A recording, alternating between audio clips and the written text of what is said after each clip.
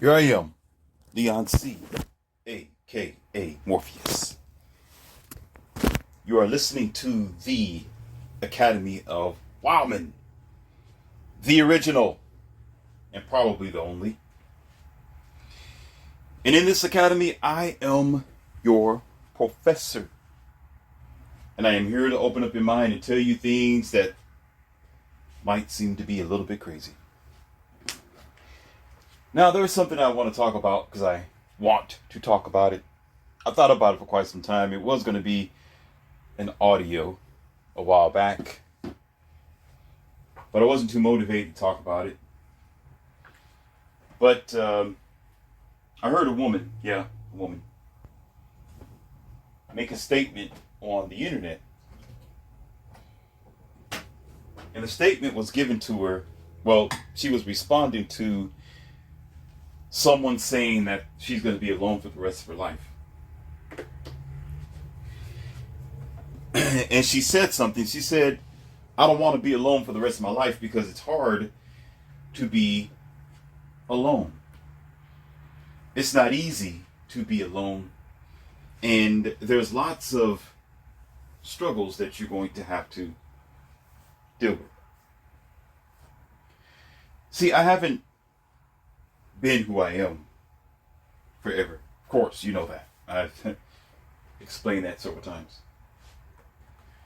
Before I have become myself today, I did a lot of things alone. And I've done it alone to the point where it didn't matter to me whether I had a companion or not, because everything is taken care of, and it is taken care of, with or without them. But there is a benefit to it. I'm going to talk about, first of all, let's talk about the negatives of being alone. Let's get real. You're not made to be alone. The human person is made to socialize. See, if you really want to get stupid with this, and oftentimes we do, we go into our feelings and our emotions. We go into our past traumas and struggles. We base our mindset based on our experiences. And instead of accepting that moment to be defeated or a challenge to overcome, such as a broken heart, such as, maybe even finances, or maybe you have trouble in your life, whatever it is, instead of looking at it like a hill that we need to climb over, we use that negatively as a condition that we think, not know, we think that every situation we encounter may be the same. For example, you lose trust in someone, or you've been heartbroken, disappointed, you will eventually think that everybody's going to do you that way. So then there goes your trust completely out of the window, head first. Then you're going to be skeptical of the next person that you meet because you're going to use your past experience to judge that other person. And it doesn't matter if they're innocent or not, you're still going to do it.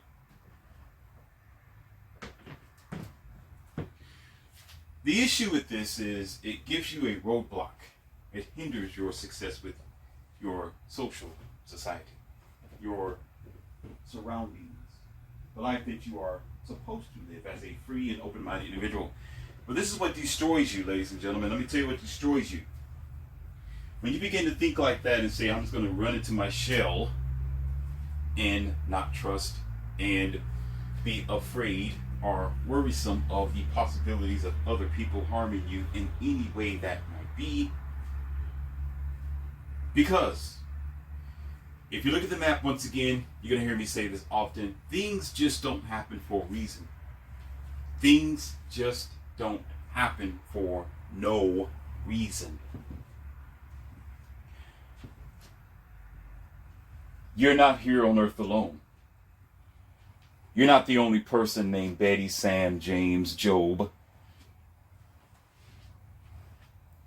Deveran, or whatever your name is. You're not the only person named that. You're not the only human being on earth. Somebody makes your car. Somebody makes your product. Somebody yields your food. Someone cleans your water. Someone delivers electricity to your home. Someone is there for you. And those someones are in the trillions here on human earth. Or so it seems. So to say that you just don't trust anyone, or that you just want to convert into your cave and just stay there, is a rather uneducated thing. It's a rather defeated thing. You're defeated when you have trillions of people who's around you that one way or the other you need to socialize with them, so you're going to socialize. Well, I understand about your most vitals and your finances. This does not necessarily comply to when it comes to the social construct of man and woman, because there's been some facts here. See, we cannot apply that here, because what a girl would say to a man who is very cautious of his marriage, very cautious of his seed, very cautious of his finances. She would say, oh, well, you just haven't found the right girl. Okay? But the problem is, the reason what makes this different, because divorce at 80% is filed by women. You understand? And marriage does not fulfill men. So, let's say, for example, there's a fire pit. Everyone knows that fire burns. Fire is dangerous, especially when it's uncontrolled. So let's say men don't want to be burned. They don't want to go to cinder and dissipate their life. So they'd rather not take that chance of jumping down there into the fire pit. Now, just because one person may survive some kind of way, or jump down there and move quick enough just to put out the flame from their bosom or their articles of clothing, that doesn't mean 99% of men should do it. So when it comes to relationships and marriage, the probability of the way that it operates today is women have incentives to divorce. Women have incentives to fleece men. Women have incentives to walk away for any reason whatsoever. So it makes it easy for her to use that temptation to destroy this man's life on a high percentage. And you see it every day. Famous people deal with it all the time. Your rappers, your singers, your artists, they deal with it every day, where you can see it on the news and on social media. So why would men take that risk unless he's stupid? And there's a lot of stupid men. Okay? So it cannot comply here. It is logical, and it makes sense for men completely to say, I'm not interested in marriage. I'm not going to marry you. So that part of being untrusting makes sense. He's not saying that he don't want to be in a relationship. When men say they don't want to get married, they're not saying that they hate women. They're not saying that that they're the only man that is alive and exists on earth. They're saying they're protecting themselves. Which again, ladies and gentlemen, it's just logical. It's simple. If you don't understand that, you didn't even pass second grade, okay? And your teacher should put dummy on your forehead. But let's move on, because I don't want to extend this conversation past the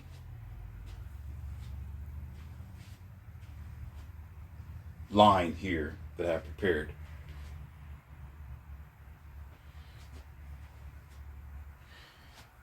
It's not easy being alone. It is quite difficult.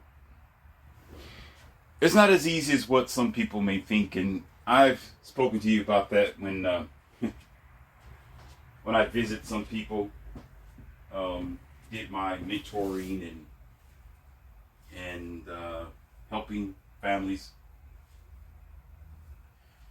where there was a guy who had like 3 kids. And I'd stop by and we chat about sports.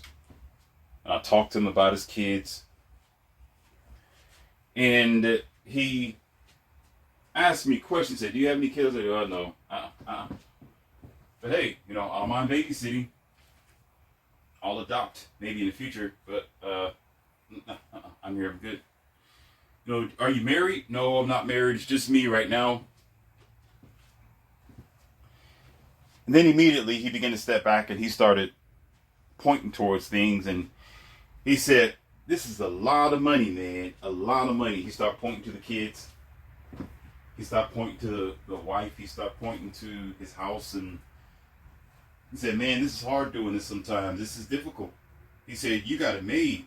You're all by yourself and you don't have all these responsibilities that I had. You're a free man. How's it feel?" Right? Now, on one part, he's correct, or was correct. That's the benefit of it. But the not so benefit of it is I'm not made to be alone. Or you could say at that time wasn't. And the disbenefits is you need that person there for various reasons. Yes, you can hire a maid. You can hire a friend. You can hire a sex worker. Yeah, you can do all that. You can hire somebody. You can hire an Uber. Right? You can hire a nanny. You can hire just about anything that you want to hire to replace that companion that could be there in your life on a constant basis. You can, but it can be quite expensive as well, ladies and gentlemen. We know that. But when the night comes and it's just you can jump from bed to bed all you want to and be that idiot. But when you're not doing that, that bed can get cold sometimes. It can get cold sometimes. The laundry baskets can get a little heavy sometimes. That night air can get a little cold, frigid sometimes. The house ends up creaking and cracking and talking to you sometimes in the middle of the night without that person there. Sometimes you want to grab that person's hand when you are going places and you want to trust God be good. That's an expression I'm going to share with y'all later. That's actually an expression. I'm going to share it with you later. Just keep the question mark. You're just like, what does it mean by God be good? You don't even stand by God. Why would you say God be good? You'll get it later. It's a deep thing. Anyhow, yeah, I'll teach you that later. You want that person who you can trust. Sometimes you want someone who you can just turn to and know that they're not going to betray you. They're not going to lie to you or behind your back. They're not going to sell you down the river. They're not going to disrespect you. They're not going to lose your plans. They're not going to turn against you. This one person who is rock solid. And I heard what y'all said. Listen, I'm trying to be nice right now. I'm trying to be very nice. I hear exactly what you're saying. Well, Jester the Crest is that way. Go to church then. Have this Casper the Friendly Ghost be your friend for the rest of your life. You can't lay with him, bozo. Don't be stupid over here in this academy. I don't like sloths. Because you hear that all the time. God is a jealous God. If you want somebody to hold hands with God. Let me see you do that. And I'm not going to meet you when they take your funny, silly, and ignorant ass to the psych ward, the crazy house. When they strap you up in a leather strapping jacket so you don't harm yourself and other people and have to give you some pills, I won't come and visit you because you're talking stupid. You cannot donkey dunk with your deity. Don't be silly. You can't lay the cross next to you in the bed and hump it. Get your mind straight. There's too many. Y'all are just. Let me stop because I'm getting riled up. Because I hear it too many times. I hear grandmothers talk. Yeah, grandmothers. Go figure. Females. Yeah, saying that stuff. and old people and people who been drinking their entire damn life will tell you that. Well, if you're lonely in the middle of the night, just pray about it. And pray about it. God's going to be there. Pray about it. Yeah, I like to see the day when you do that and this ghost appears before you. You won't be free enough to even describe that to anybody. You're going to be in a hospital somewhere, in a cage, probably even behind a bulletproof glass window, if you want to really be that ignorant. Stop being dumb with your words and your thinking. Be logical sometimes. It's not going to happen. Never did and never will. The only thing that you might have to be physically laid next to might be your Bible or your Quran or whatever else that you believe in. The word you can lay with as a book. Put your head underneath it or hold it in your hand. You can sleep with that. But a physical person is not going to be there. That deity is not going to be there. You want to know more evidence of that? Because this world will be a totally different place if people can touch your Allah or your Buddha or your Jehovah or your Christ. It'll be a different world if you was actually sitting down having supper with that person. So take your BS and go get educated.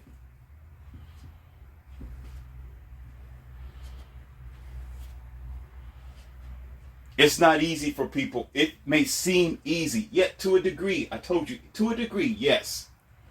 There is great benefits to being alone or being without, which I'm going to talk about in a few minutes. Let's still talk about when you are alone, when you don't have that companion. There are times where you need that person there, whether you like it or not. You want to, it's almost like this. Let's say, how can I put this to make it make sense? Where you can understand. Okay. Let's say God built you, and I'm saying your interpretation of God, built you like a high-powered sports car. Okay? And let's just say you have 900 horsepower. And let's say 800 pound-feet of torque, which is twisting force. Now you're talking about something that's a monster. This car is built to do some serious damage on the road, right? Let's say that's you. And when you in a relationship with people that are around you, when you're single, you don't have a relationship, the longer you are alone, listen, what you're doing is you're holding back your full potential. Let's say that you put a governor on yourself. So this governor says you can't use the total of 900 horses. All you can use is 200 horses on a good day and a bad day. And maybe 300 pound-feet of torque, or depending on what type of terrain that you are on. So you automatically know you're holding back a lot. Listen, you're holding back a lot, and your car can go to 220 miles per hour top speed. On the straightaway, and you just keep on gunning the gas, maybe possibly 225, 230. Okay? You know this personally. But what happens is you don't trust where you are. Because every time you deal with people, listen, every time you deal with people that you don't trust, you're like in the city. In the city with closed roads, everything is squared off. You cannot open up your throttle. If you do, the moment you open up your throttle, you're going to be at the stoplight or the stop sign. Or you're going to run somebody over because you're just going too fast, because you're not made for that. So what that means is you want to love someone. You want to, but you can't. You hold yourself back, but you have so much more to offer yourself. You want to go places. You want to travel. You want this person who will sit down, be quiet, and listen, or provide you with what you need, maybe mentally, physically, and sexually.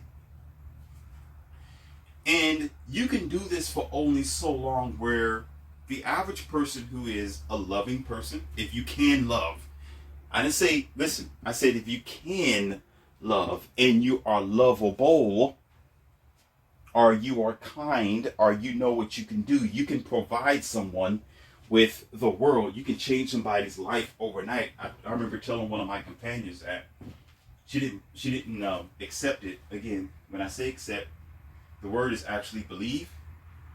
I say accept. Okay, so if you put in your word, you would say she didn't believe. Okay, me, I say accept. Okay, so she did not accept when I told her I can change her life overnight. All she had to do was just comply to my standards, and I would change her life overnight. I told her that. And she's like, "Oh, I don't believe you. You know, I don't accept what you're saying. I can't accept that, right?" And it's the same thing as me holding back. I'm like, "Hey, I got 900 horses, sweetheart. Do you know what I can do? I got 900 horses. 900, baby girl. All you looking at is 200 horses. I'm only playing with a little bit of torque. The stuff you see right now is because of where we are." Then, of course, eventually over time, the throttles start opening. We go to vast places and longer strips of road and the highway and the countryside, and then life becomes life eventually. But in order to get to that point, you're starting off just giving just a little bit. And it can get difficult with the average person when you transfer it over to the organic person, where it's a problem for you. Listen, you know what you can do. It hurts you inside because you're not built for that. Get this car, which is 900 horses, 800 something pound-feet of torque or more, right? And what will happen if you let it sit for so long? What happens when this wonderfully built, powerful car has no road to run? Two things. First, there's going to be some receding, to like to say, or a decay, or a depletion of our problems with seals, and the list goes on. It's a problem sitting there. And the second thing that won't go through your mind, listen, ladies and gentlemen, this may hurt your feelings, but I don't give 2 pigs, 5 rats, and a dead cat about your feelings. Okay? Take it and shove it up your... Okay? The second thing is, then why the hell are you here? Why do you exist? You wasting your time? Why are you here? Oh, I'm just to fulfill my purpose. No, I'm just here to be an automaton and care about me and my own island. I'm just here to just be here. Okay, so wait, stop. Shut your damn mouth and listen. Why are you here? Why are you made? Why would I spend the time to buy a 900 horsepower car only to look at it? Are you stupid? I know some of you are, but I'm not going to go there. I told you, I got circles of men and people who are just collectors. You want to be that. I understand. But there are some of you who are just hoarders. And you'll have this horse in your garage sitting there. And I mean no disrespect, but I don't care about how you feel. You're a damn fool.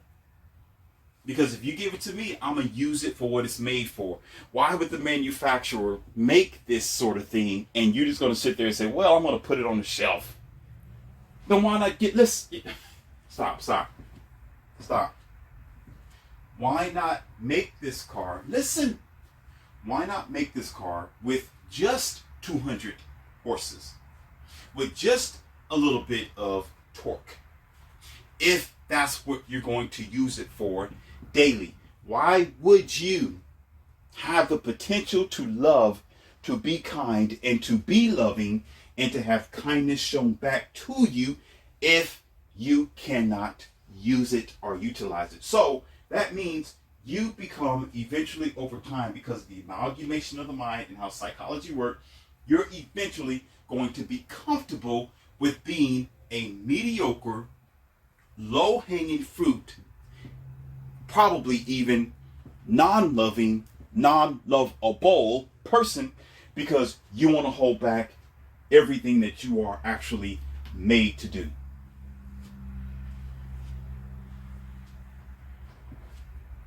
I want you to take that and sprinkle it on your broccoli and tell me how that comes out. Then get up off the toilet, turn around, and look at that. That's you.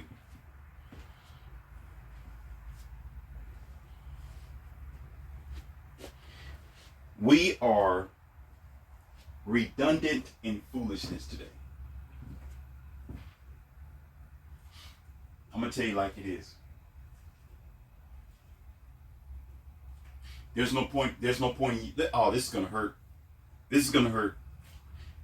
This is going to hurt. If you're not living, listen, if you're not living fulfilled as to the design of the universe, you might as well go ahead and forfeit your existence. You are wasting your time here. And frankly, the universe don't need you. Why are you here? We don't need you. Goodbye. This is gonna hurt. This is gonna hurt. This is gonna hurt. This is gonna hurt. This is gonna hurt. We already have plenty of dead people as it is. We got enough dead. You know where dead people go? They're not walking around, sir. They're not walking around, ma'am. Actually, they are. I mean, yeah, they are. There's plenty of you zombies out there, which is heartless, energyless, pointless, without a soul and no potential, and you don't have no means of using your full potential. You want to be just a waste of air. Sure, plenty of you, but guess where you belong?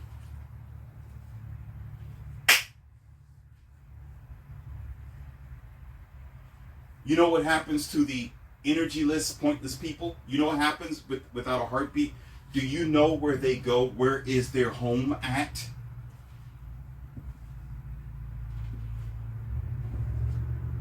Why would I spend the time in my garage, or you can call the garage a laboratory, to build this engine, to make this car ready to kick ass on the asphalt, only for it to sit there, to spend a couple of years building the rocker heads, the valve gaskets, the intakes, the chambers, boring it out, fixing the cams, making sure the timing is corrected, have this belt so fortified and strong to handle all this power and the transmission to keep up with this powerful engine. Why would I spend my time, energy, and investment on this thing only for it not to do what I have made for it to do?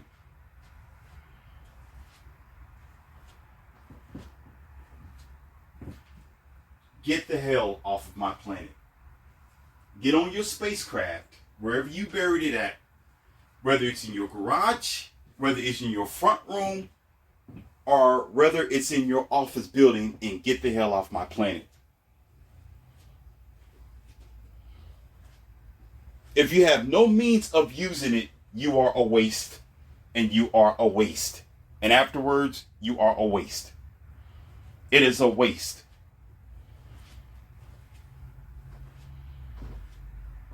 The goal should be to use it one day. The goal should be to do just like Fast and the Furious. When Dom held his car, the black car, Fast and the Furious 1. The time came where he had to let the beast go. He opened up the garage because it was time. And he unleashed the beast out of the garage. Do you not understand? It wasn't going to sit there forever. The time was coming. And I'm pretty sure he was itching and ready to use it, just afraid. He said he's worried because the chassis twisted so much. It twisted so much. It was a roaring monster. The same as when you have the potential to do great things.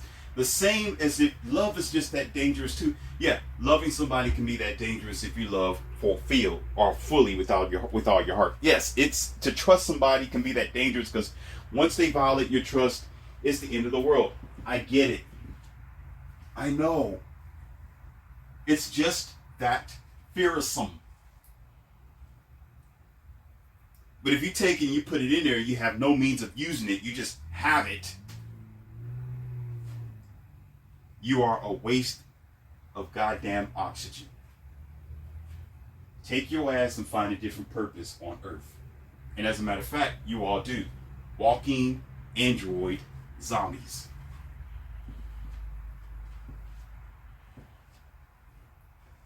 I don't go to the gym for nothing. I don't do martial arts for nothing. I haven't practiced nor studied military for nothing. Because I know that day may come where somebody's going to be a grasshopper, whether on me, whether on those around me, or probably even my companions and my home. And they're going to know, once they hop, they're going to be hopping on the wrong strand of grass because it's going to be their ass. And maybe even 6 feet under. Because it's not for no reason. I had one of my pupils ask me that once upon a time when I was mentoring them. They said, dang, Morpheus, why are you so big and strong? Why you got muscles? One of them was a kid, which kids ask questions. Kids are curious. They're curious. She said, why do you have so much muscle? Why? Why do you have it?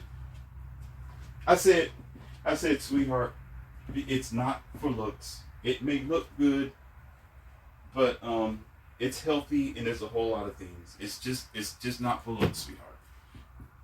It's not for looks. Okay? It's not. Trust me. But imagine, you see how I can take anything. I can take anything and bridge it to purpose. I can take anything and bridge it to purpose.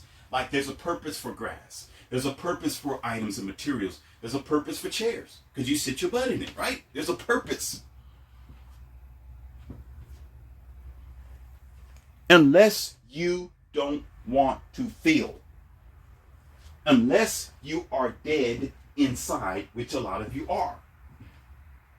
You know what I do when I don't use anything? I get rid of it. Yeah. My friends will tell you, I'll get rid of it. If I can't use it, it's gone. It's not going to be sitting there taking up space. It's going to be trashed. I can care less how valuable it is. Maybe it could be a sports car in the garage. If I'm not driving it, it's gone. You know, this got sentimental value. And I don't want to get rid. My grandpa used to drive this. Oh, so you're just going to let it sit there and decay then? Oh, I just want to keep it in the family as a family heirloom. It's just nice to be sitting there. Yeah, just like you. A waste of oxygen and a waste of space. Hoarding like a dumb troll that you are. I'm not judging you. I'm not telling you what to do with your stuff. It's just goddamn stupid. If you don't use it, you lose it. Even nature will tell you that. Nature will take stuff away from you that you don't use. Oh yeah, it will. Yes, it will. Yes, it will. Because some of you are too human and ignorant. Know why I say that? Because you think you can defy nature with your physical activities by hoarding stuff. And I don't need it. I'm not using it. I just like to have it. Yeah, fine. But nature does something totally natural that you don't abide by. You don't work out, it'll take your energy and your muscles and everything else. You don't practice what you know, you're going to get rusty and dusty. You haven't been back out there doing basketball, eventually you're going to misstep. You're going to do a Michael Jordan, try to get out there and make a fool of yourself. You can't do it no more.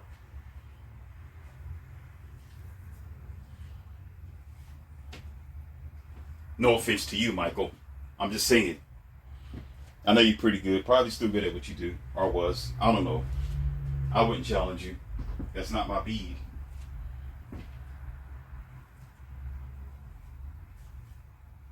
But do y'all understand what I'm saying? Nature will take it away from you. If you never work out, you'll get fat and sloppy. Metabolism starts slowing down, right? It'll take it away from you because you're not using it. So if you don't use your full capacity, I can do it all about myself. I don't need nobody. I don't need a companion because I got my PhD. I can be alone for the rest of my life. Okay, guess what? You're going to be alone, all right. You're going to be just like Mr. Scrooge. Remember Mr. Scrooge cartoon and TV show? I think it was an actual TV show once upon a time where they made a movie off of Mr. Scrooge, the Scrooge. And he was walking past on Christmas Day looking at everybody else living their life, having families, laughing and joking, lullabying, singing all type of carols. It used to be, this is good. Oh my God. Oh my goodness. I would ask for your forgiveness, but hey, y'all probably pissed off as it is. Oh my God. It used to be a male. Mr. Scrooge used to be a male. Because men used to be like the accountants and, they were they still are, but they're typically known to be these office workers and have business jobs, and they're walking around, being tough CEOs and stuck up with the stick up their ass, that sort of thing. Stingy, taking money. But guess what? Now, because there's more women working in fields like that, now because women love their, I ain't gonna talk about that. I'm gonna leave that alone. I ain't gonna talk about it. Women love the ideal of getting the bag and being a PhD and a so-called boss babe. Now it's gonna be a female Grinch. I don't wanna have kids at the ages of 20. I don't want to get married. No, I just want to have fun. I want to enjoy myself. I want to enjoy OnlyFans. I want to enjoy Instagram. I want to enjoy my Facebook and my Twitter. I love all the attention. I don't have to do anything. Everybody wants to give everything to me. I don't have to give nothing back. But remember, in the Scrooge land, remember, there was a time where the people needed Scrooge to give back. Uh-oh. Wait a minute. There was a time where Scrooge needed to give back because he was stingy. Taking all the time, taking all the attention, taking all the energy, getting all the love cards, getting all the DMs. Getting all the likes and the emojis and the squishies and squashies. Ladies. Now men are waking up. Men are waking up now. Men are saying, well, I know you got a donkey dunk to give, but do you have something else? Yeah, I know your body is your choice, but do you have something else? Because I just don't want your body. I need your cooperation. I need your peace. I need your fitness. I need your submission. Not negative submission, good submission. But y'all always take submission as evil. Submission is just meaning you're compromising, meaning you're working something out. It's just the word, ladies. The definition is not that bad. The action's not that bad. But guess what? Plenty of women are like, no, I don't care. I can do it all. I can do it. Don't worry about it. And all the men are like, oh, okay, well, okay, fine. You know what? Have fun with it. And eventually it's going to be her, Mrs. Scrooge, walking around looking at everybody else live their life and functioning and living cooperatively. Oh, yeah. Oh, yes. And she's going to be alone with cat food and her dog named Ralph. And ain't nobody going to come to see her. But some strange who's going to say hello and goodbye.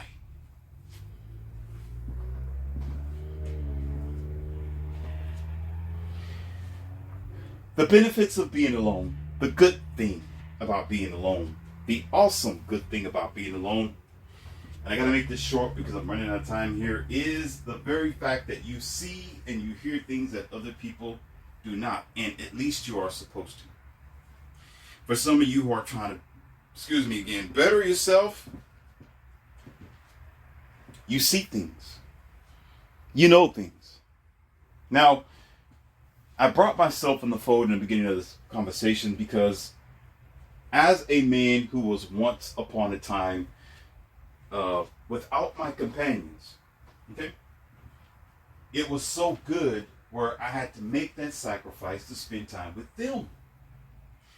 But I never and do not forget about spending time with myself in meditating, going somewhere, relieving myself of the social circle to meditate on life. So I'm still able to teach you, give unto you, and have the wisdom and knowledge that I have, because it's a constant practice. Because again, if you don't use it, you will lose it. I will lose it if I'm too engulfed and too distracted. Like driving down the road, blasting my radio, I can't hear, no focus, no concentrate on what my mind is actually saying unto me. Now that being said, let's move on to the final chapter here before we come to the closure. I'm talking about a lot of married people or people in relationships who spend most of their time with those companions are married people. And again, I don't care about your feelings. I know this personally and statistically. I see this daily. And it's not to douse you, it's to tell you like it is. The beauty about being without a companion, but I just say, you can hear, you can see, you can concentrate, you can hear your own voice. You can see your own breath outside when it's cold and concentrate on what's actually going on because you're more acute and more aware. People who've been married for a long time, not even by my opinion, it is factual studies. Every time I have a conversation with them, when I ask them questions about what's going on, how they feel about the relationship dynamic, even if they're married, you know, what's going on in the world, how do they think about nature and genetically modified foods and vaccines and whatever else, they are the most dumbest, ignorant, lost cause of existence if I ever found one. Especially dudes who've been married for at least 35 years or 40. Why do I say that? I talk to people all the time. And I asked this guy who was supposed to be a minister. And this guy was married for at least 20 something years, ladies and gentlemen. I would say 25 years. I asked him a question, which some of you probably know already. You should know. And I was just throwing it out there to see where I can gauge the conversation with. And I always do that to most married men. I'm not married. I got companions, but I'm not married to them my way. I'm married to them. The way that we are committed to each other is no different than marriage. So I'm not going to work, and they're not. We're just not getting a financial contract and the state involved in our business because the state like to F up stuff once they get involved. Take your effery somewhere else. Simple as that. Too smart for that. Wrong. Go.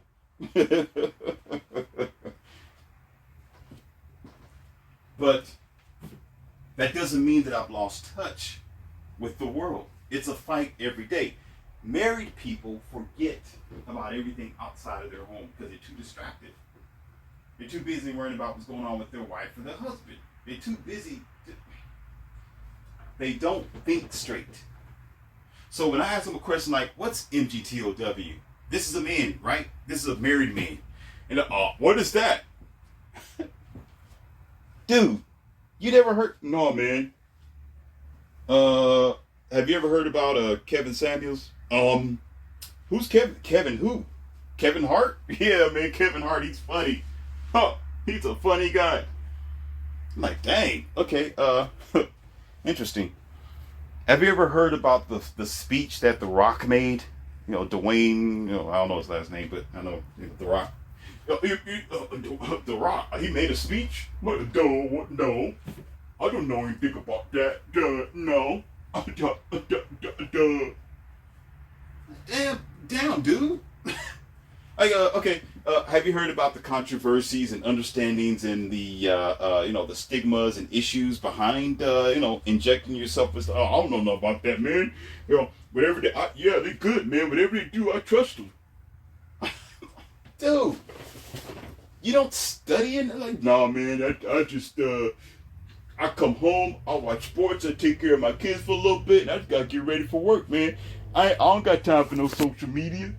I just look at the news, man. You see what the news said over here?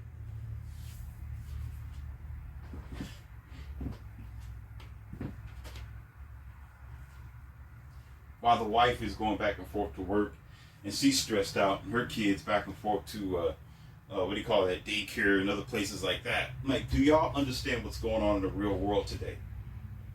Do you even pay attention to what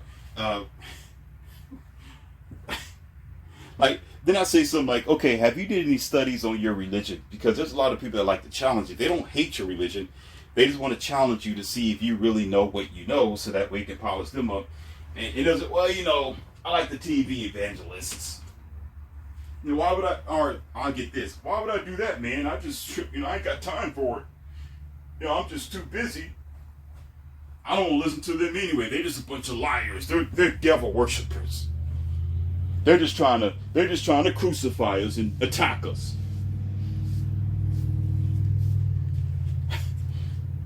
I had a conversation with a Jehovah's Witness, ladies and gentlemen, and this is what comes to my mind too. I'm just remembering. I can't make I will maybe, but I'll just give you a little bit of it here. If I don't make it, well, I'll give you enough to understand. And he said that they're being persecuted. Pause. I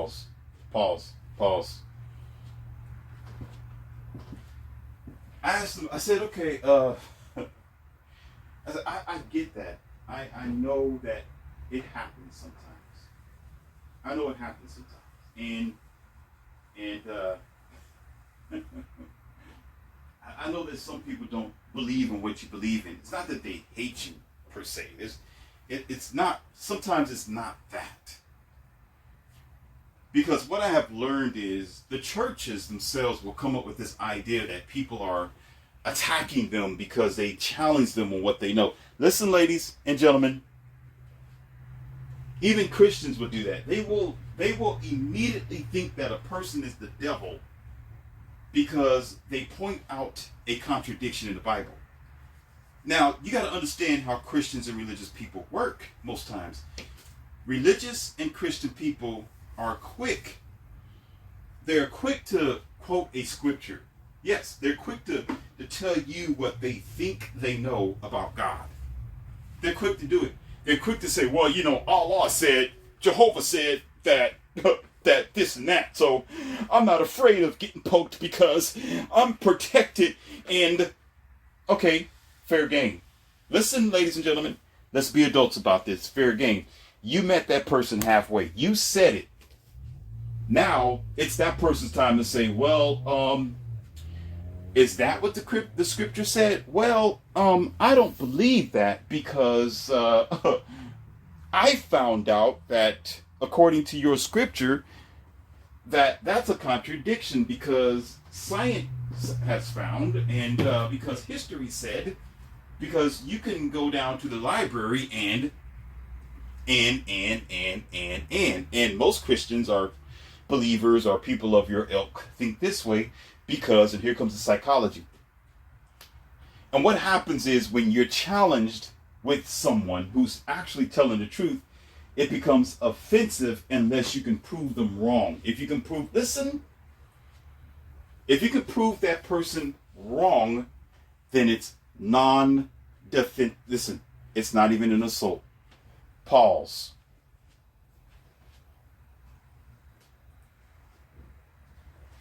If you can prove that person who's debating you to be wrong, you no longer have the free will or even the idea or even an inkling to be offended if you know you're right. The only time when you get offended or upset is when you know, ladies and gentlemen, here it comes, that you're wrong. When you know what they're saying, you can't challenge. What they're saying, you don't have the information to back up. What they're saying, you can't defend yourself of because it's too much like right. You thought about it before. You're guilty of that person giving you what you already know to be contradiction or wrong. So because you are offended, they will automatically say, or you will automatically say, you're wrong. If you want some more evidence, Morpheus is going to give it to you. Watch a podcast with girls and boys. Okay? When a man is telling a woman the truth about something, listen. When a man tells a woman, this is red pill.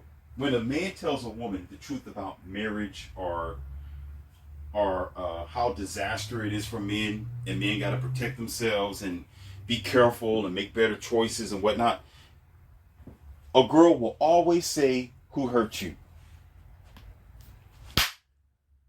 Who hurt you? That's your experience. What are you talking about? You're misogynist. You hate women. You're angry. You're hurt. You're mad because you can't get no poop nanny. They will say, and immediately at the end, because that's what it means, you hate women, right? That you hate them, they begin to think that you're attacking them. Why would a person feel like you are attacking them when you're making a statement they have all the free will to challenge? If you challenge with truth, not truth that you just know, truth that's actual truth. There's a universal truth to many of things. Fire burns, air you breathe in, okay? Water you can drown, you can also drink it, you can also swim in it. Okay, universal truths. Okay, when you can come back with universal truths that can be solid and proven and actual, then why are you saying you're offended? Why are you saying you're upset when the person's telling you the truth? Or even if it's their interpretation of the truth, if you come back at them with the accurate account that is more corrected, more factual, then why are you feeling like you attacked? The only time you feel like you attacked again because you have no truth, no facts. Now, the finality of this wasn't to talk about Christianity and relationships and, not religion. That's what I mean to say. Yeah, I didn't mean to talk about relationships. But the thing is this, because a lot of married people who do put their religion first and who just get into relationships and they drop the ball all the time. They say, well, I fought hard enough. I got my marriage and that's it. That's all I got to do.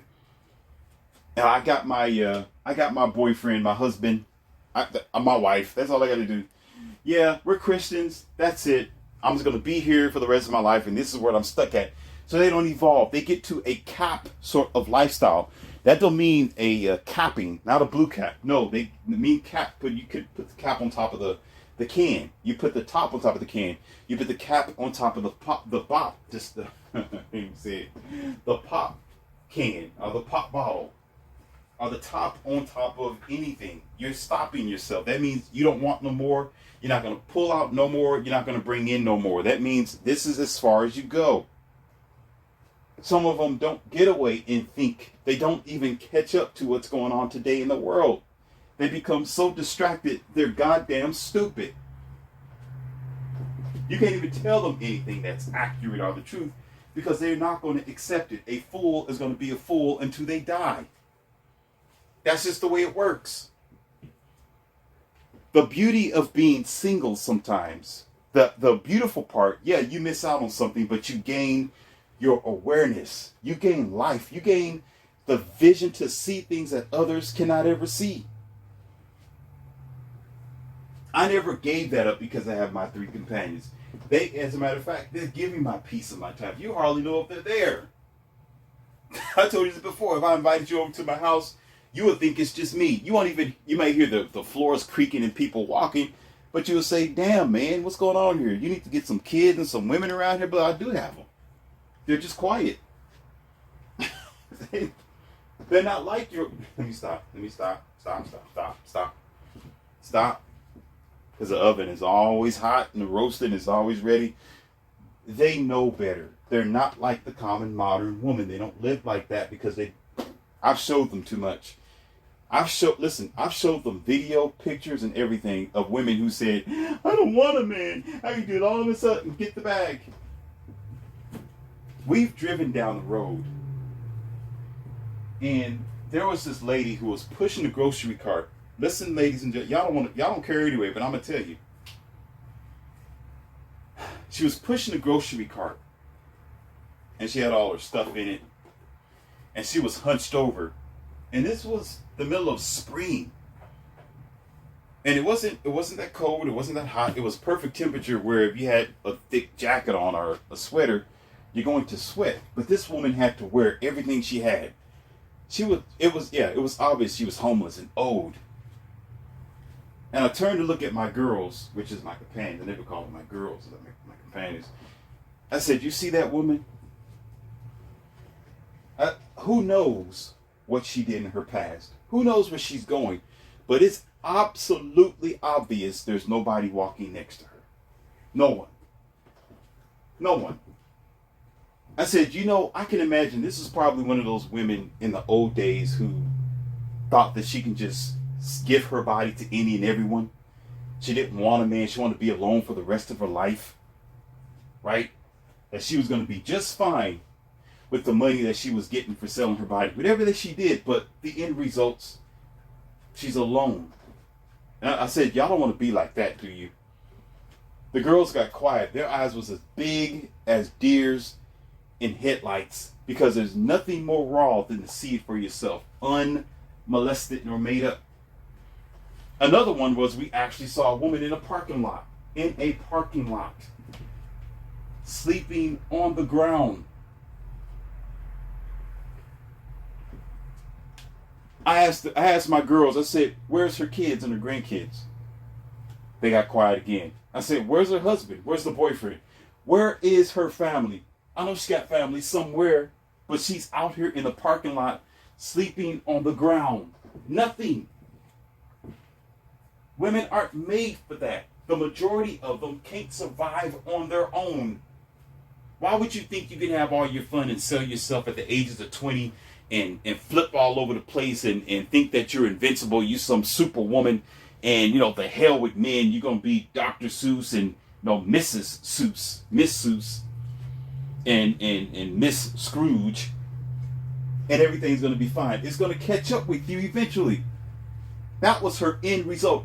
I can imagine that she never knew when she was 12 years old or 18 years old that she would be her final destination and residence will be sleeping and living in a parking lot under a cardboard box. She probably never could imagine that she would end up there.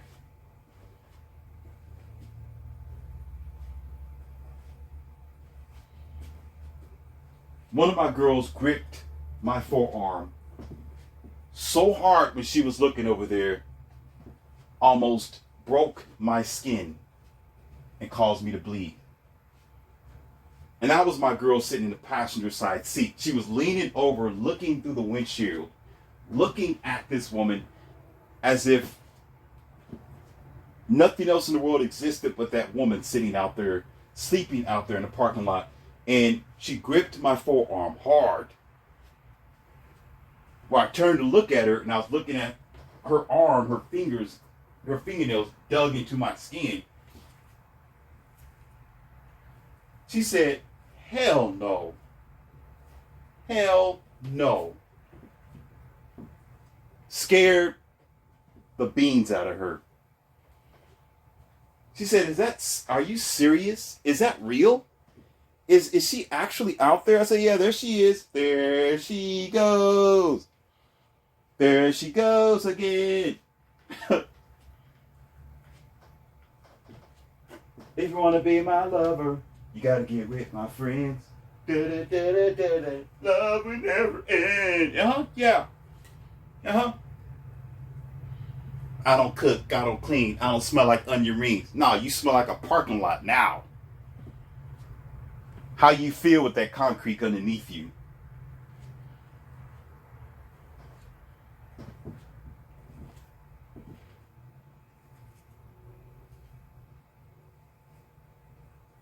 My milkshake brings our boys to the yard. That's right. Uh-huh. Your milkshake ain't bringing nobody your direction anymore. The Calmo have ran dry. The stadium is evacuated. The store is closed.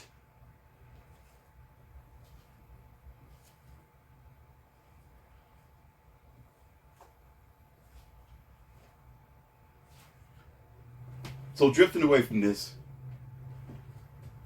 there are some winning situations when you're alone. Oh yeah.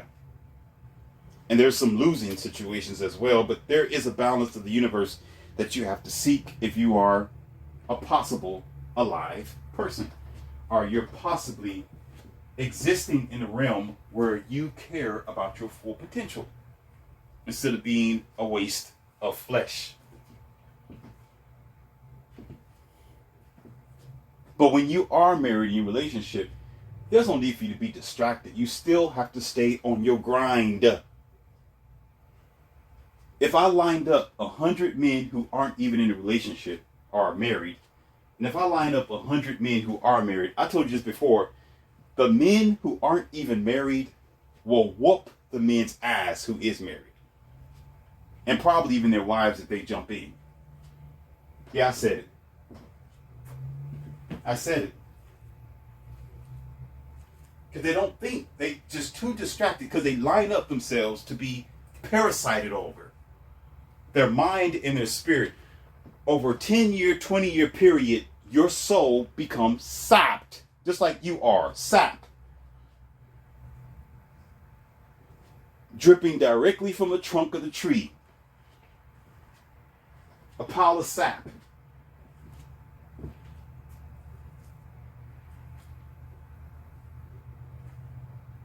Because too many times we don't focus on our task and stay maintained, keep the oil changed.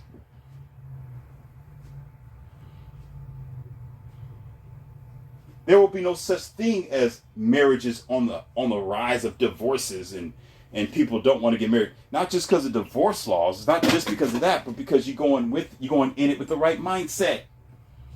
You got to set down rules. Baby, I got to have time to myself. Whether you like it or not, I'm going to go into my studies. I'm going to lock the door. I'm going to be in there for 2 hours. Don't you effing knock on the door. For no daggone reason. Have you ever watched the movie As Good As It Get with Jack Nicholson? And he was talking to that his neighbor who was a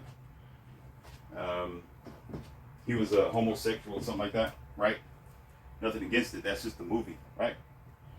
And he knocked on the door and he said, "Don't ever knock on my door for any reason." And he just went off on him. Jack Nicholson pretty much told him not to knock on the door. You should be like that too when it comes to your time and your space. Don't you ever knock on shit. At 9 o'clock, you know it's my time. I'm in here studying. I'm looking at stuff. I'm focusing on life. I'm trying to get myself together. I need breathing room. I'm reading. I'm watching the magazine. I'm playing the video game. I'm talking to my boys. I'm shooting pool. I'm doing something at this time. Don't effing mess with me. This is my time. Yeah, we're married. But right now, in this hour, it's all about me, boo. Not you. Boo your ass somewhere else, man. But you guys allow yourself to be encroached on every day. Every day something's taken out. Because you want happy wife, happy life. Dumb Ralph that you are.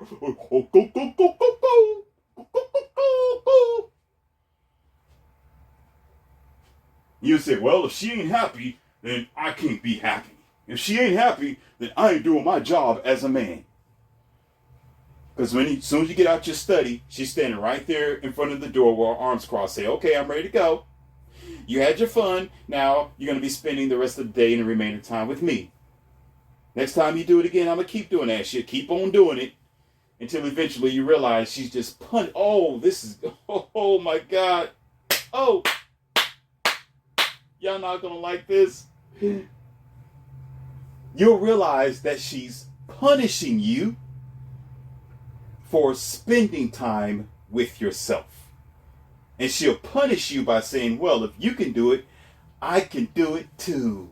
And if you want to be like that, I'm going to be like that as well. And I'm going to ignore you. And here comes hell. Instead of honoring the fact that you're doing it to ventilate and to make something healthy for the relationship or the family, the marriage. She don't realize that. She just want to have you all to herself 24 hours, 7 days a week and don't give a damn. And even if you try to scope something out because you're made out of sap, it doesn't line up because you never made the rules. She made the rules. So you don't give yourself time. You always, well, I'm just too busy. I can't do that LCM. We can't go. We're not going to go to this convention center. I can't do it. I got to see what my wife say. And I'm looking at her and she got her arms crossed like, yeah, I'm the boss. I'm the boss. Yeah, I got him punked.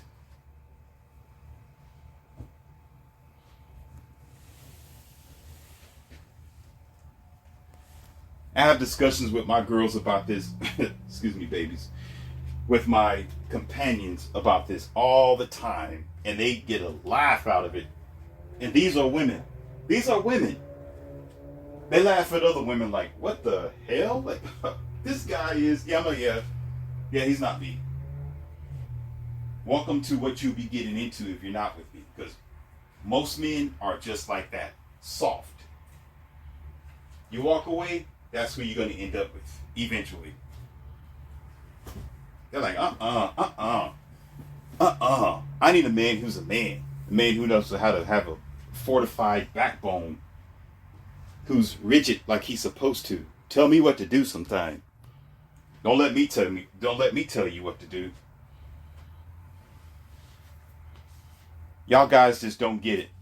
How you would never have divorce at 80% filed by women if men weren't getting married. Why the hell aren't you waking up? If you go into the camp and you know it's infested with rogues and thugs and bandits, why would you go in there and set up camp in there and think everything's safe? You got to be on your P's and Q's. Y'all go into these relationships unprepared and you get your head scalped.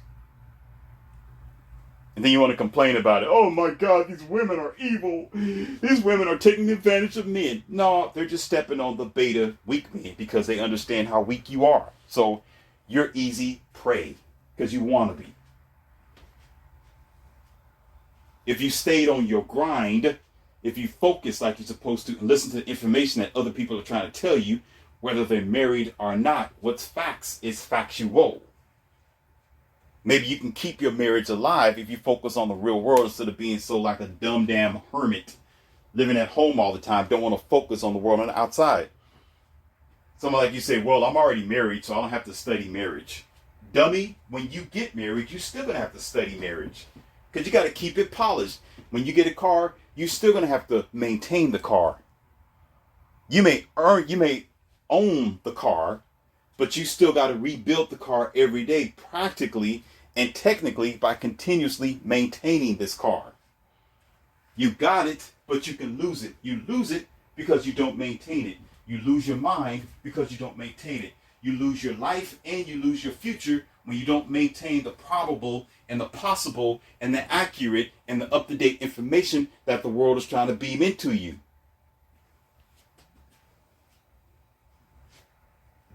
Too damn stupid around here. Too damn stupid. The hardest people I have trouble having conversation with is a married man. You can't tell him a damn thing. He knows everything. Hey, do you know what an RP is? No, what's that? What's that? What's that? Well, what do you mean? Have you ever do you know the history about the feminist movement? And you know what's going on in the world? I mean, have you ever heard of the LGBTT, whatever else? No. Well, no. What's that? What's that? I don't know what you're talking about. Like, damn, dude, where you been at? Do you know that they're trying to poison your kids with what they put in the cartoons nowadays? I don't see it. This is kiddie movies. I just go ahead and put a cartoon in front of them. As long as they're quiet, it's okay. I'm like, well, okay, fine. F you in your future then.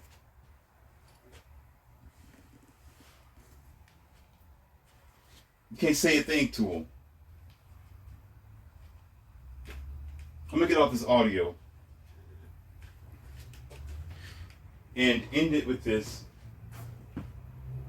that you learn things when you're single and you're not in a relationship, because you're supposed to carry a lot of those vital freedoms, ideals, and possibly even things that make you who you are into your marriage. Whereas if those things help you maintain who you are, you should keep it. Or you can flip the script and say, well, you do have to modify yourself and compromise, but don't lose yourself as well in whatever that you combine yourself with. I know some of you are just simple human beings without a mind, and you're so fragile, you don't comprehend that. But that doesn't mean it's difficult to do. If it's failing, it's because you failed. Because you didn't think straight, you didn't get the information. Do you understand a lot of people who got married and got a divorce, when they hear speeches like mine and other men, do you realize that a lot of them say, God, I wish I had that information before I got married? Or I should have heard that 12 years ago? Well, you could have, but you was too damn stupid and too focused on other things instead of paying attention to keeping this car running. A lot of times you got the information, you're just too damn lazy. You wait until you hit the wall face first, and then, oh my God, I should have had this information before I got married. I should have had this a long time ago. And now you're needing relationship counseling. Now you need somebody to come and help you out of your muck and mire. Or some of you stop working out. You stop taking care of yourself. You let yourself go when you get married. You don't polish your trophies no more. You don't go bowling no more. You don't read no more. You don't go jogging no more. You don't eat the right food no more. You don't do nothing anymore like you used to. Then all of a sudden, as soon as the relationship failed, you want to automatically get back to it. What? After nature have taken it away from you, you're not what you used to be. Now you got a keg instead of a six-pack. Now all of a sudden you want to automatically go back to the gym and try to get yourself back in shape, as if you just immediately went downhill when you got married. No, you let yourself go. You became the fool that you always was. Yeah, I said it. I have no remorse.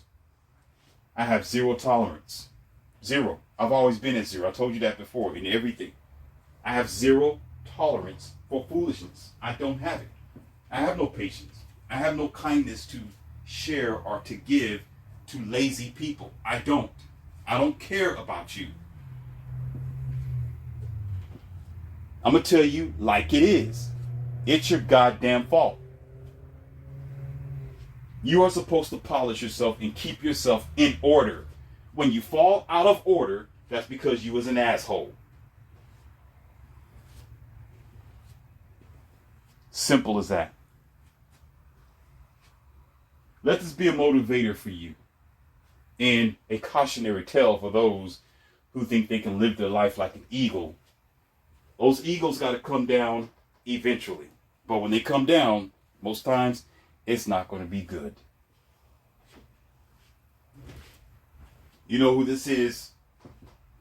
And I shouldn't have to say this.